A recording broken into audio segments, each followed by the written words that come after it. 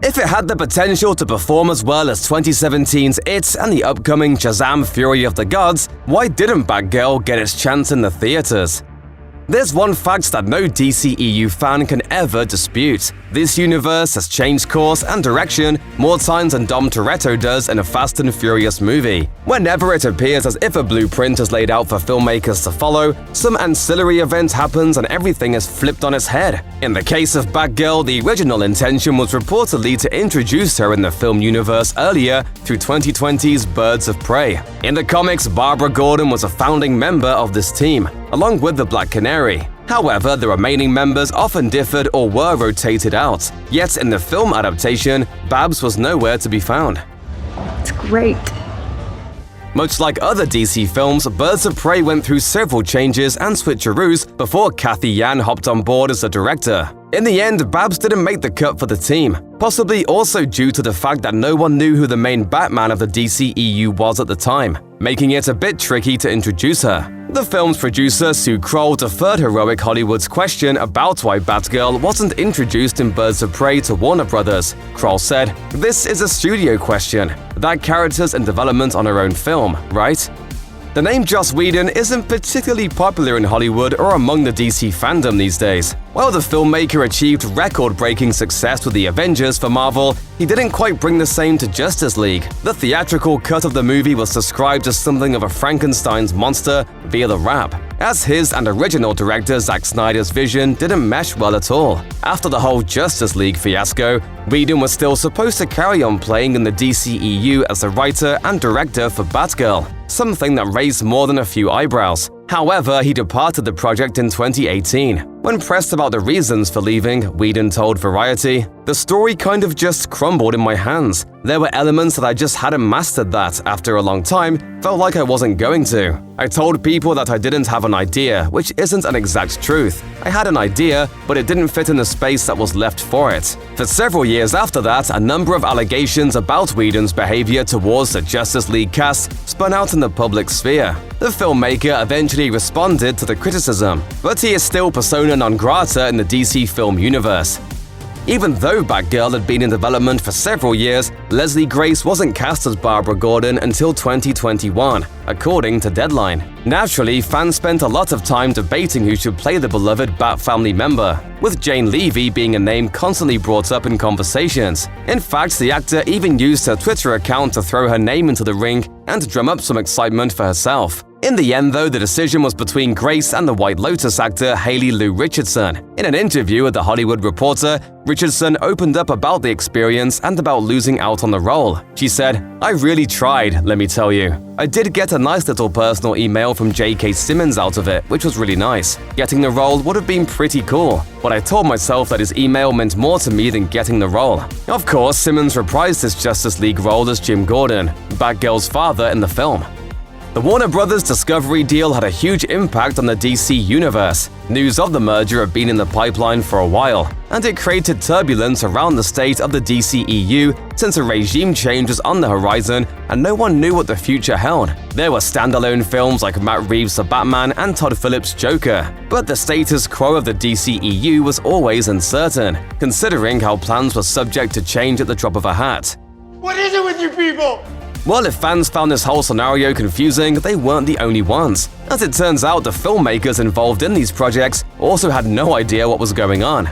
Batgirl directors Adil El Arbi and Bilal Fallah explained to the direct that they weren't told which universe their film was set in. El Arbi said, "We would also ask, oh, you have J.K. Simmons from the Snyderverse, and we got Michael Keaton from the Burtonverse? What's the situation there?" And they would say, "Don't worry about it, we got a plan." They never really explained that aspect to us. What are the odds that Warner Brothers wasn't sure about that either? The streaming wars are still upon us, and there seems to be no end in sight as various platforms compete for similar audiences and their subscriptions. The only way to win this battle is for the streamers to provide the sort of content that viewers demand. For HBO Max, the solution was to make platform-exclusive films like Batgirl, as per The Hollywood Reporter. While the film didn't have an Avengers-like budget of $250 million plus, it still cost a reported $90 million to produce, according to The Wrap. Entertainment reporters Eric Davis and and Humberto Gonzalez held a session on Twitter Spaces where they discussed further details about the movie. According to Gonzalez, a source described Batgirl as looking like something the CW would have produced. He recalled, "A source of mine said, I saw Batgirl. Certainly not the worst superhero movie, but ultimately, I understand why they cancelled it. I asked this individual to elaborate a little further and was told it's basically essentially an expensive CW pilot, which is what I heard it was." While that might not be what fans wanted to hear about the film, there's also no disputing that the CW's Arrowverse was a hit with audiences, even if it didn't feature a massive budget. Hollywood is like a boulevard of broken dreams. It sells fantasies, then rips them away just as they're about to come true. Since there is always a chance that something will be cancelled in the pre-production phase, most people in the film industry don't believe anything until it officially enters production and the crew is on site. Batgirl, however, proved to be one of the greatest anomalies in the history of the business. Not only was $90 million spent on the film, but it was also deep in post-production before it received the axe. According to The Hollywood Reporter, the studio issued the following statement about the cancellation. "The decision to not release Batgirl reflects our leadership's strategic shift as it relates to the DC Universe and HBO Max. It also helped the studio receive a significant tax write-off as it embarked on a cost-cutting exercise. Nonetheless, it shocked the world, as no one had seen such a high-profile project get cancelled so close to the finish line." An unnamed exec from a rival studio told film reporter Justine Kroll that it was something they'd never seen in 30 years in the business. The decision by Warner Bros. Discovery to cancel Batgirl blindsided everyone, especially since the film was practically complete and is part of a popular multimedia franchise. However, many rumors have since surfaced about what happened behind the scenes that led to the movie's cancellation, including poor test screening scores. According to the New York Post, the film wasn't well received by test audiences at all, and the studio feared that releasing the film would have been irredeemable in the long run. Instead, Warner Bros. Discovery decided to hit the eject button and ensure Batgirl would never be seen by moviegoers. If you won't let me help you, what else can I do? That said, there have been conflicting reports about the purported low test scores. The Hollywood Reporter suggested that the film had only been tested once in front of an audience and received a rating in the low 60s, which would put it on par with other films such as 2017's It and the upcoming Shazam: Fury of the Gods. It was also still without all its special effects and the bells and whistles of a final cut, so the people in attendance would have been watching a work in progress rather than a completed version of the film.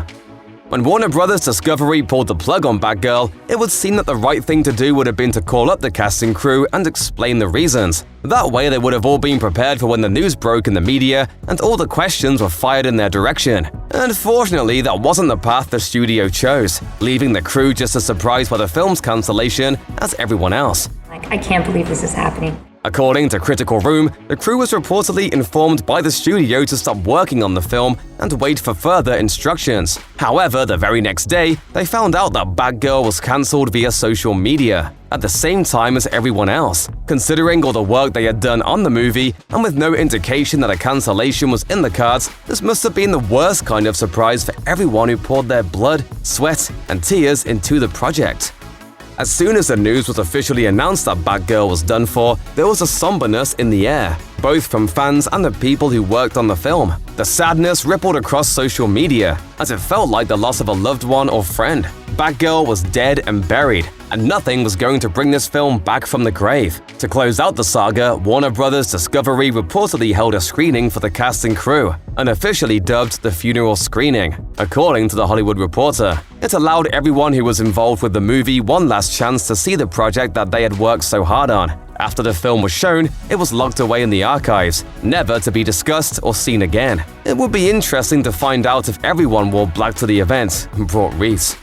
After the drama of Zack Snyder's Justice League and the vocal fandom that publicly targeted Warner Bros., the studio was forced to move in the direction of the release of the Snyder Cut. But it didn't seem like Warner Bros. Was in the mood for round 2 of that whole ordeal for Batgirl. As soon as the news broke that the film was cancelled, the fans started to rally on Twitter to see if they could get another movement going to save Barbara Gordon's solo movie. Unfortunately, it appears as if the studio wised up from the last time and prevented the directors from even teasing the possibility of it happening in the future. Speaking to Entertainment Weekly, Adil El-Arbi and Bilal Falal confirmed that the film couldn't be released as is, since it required a few more pickup shots and the addition of visual effects. However, they wouldn't be able to do so even if they wanted to because they were locked out of accessing the footage. Fowler said, "We have nothing. Adil called me and said, go ahead and shoot some things on your cell phone. I went on the server and everything was blocked. It sounds like Warner Brothers isn't messing around, and Batgirl isn't gonna see the light of day,